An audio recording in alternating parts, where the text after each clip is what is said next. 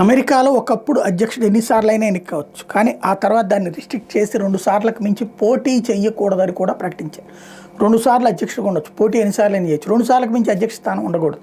ఇక ఆ తర్వాత పోటీ చేయడానికి వీల్లేదు. అయితే ట్రంప్ ఇప్పుడు ఆ రాజ్యాంగాన్ని మార్చబోతున్నాడా, తను మళ్ళీ 3వసారి అధ్యక్ష స్థానానికి పోటీ పడబోతున్నాడా, తాజాగా అమెరికా అధ్యక్షుడిగా 3వసారి ఎన్నిక కావడానికి మార్గాలు ఉన్నాయంటూ డొనాల్డ్ ట్రంప్ చెప్పుకొచ్చారు. నేను 3వసారి బాధ్యత చేపట్టడాన్ని సిద్ధంగా ఉన్నానని చెప్తున్నారు. ఈ విషయంలో తానేం జోక్ చేయడం లేదని చెప్పారు. దీని మీద ఇప్పుడే ఆలోచించడం తొందరపాటు అవుతుందని మాత్రం అభిప్రాయపడ్డారు. ఏదైతే తాజాగా ఒక న్యూస్ ఛానల్కి ఇచ్చినటువంటి ఇంటర్వ్యూలో ఈ విషయాన్ని చెప్పుకొచ్చారు. అంటే అమెరికా రాజ్యాంగంలో విధించిన 2 దఫాల నిబంధన మార్చాలంటే సవరణ చేయాలి.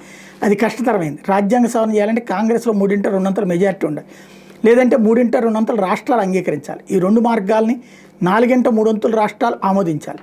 2028లో ట్రంప్ అధ్యక్షుడిగా పోటీ చేసి ఎన్నిక అవుతారని ఆయన అనుయాయి స్టీవ్ బాసన్ చెప్తుంటాం. దీనికోసం మా ముందు 2 ప్రత్యామ్నాయాలు ఉన్నాయని ఆయన చెప్పుకురావడంతో మళ్ళీ ఈ రాజ్యాంగ సవరణ అంశం చర్చకొస్తుంది.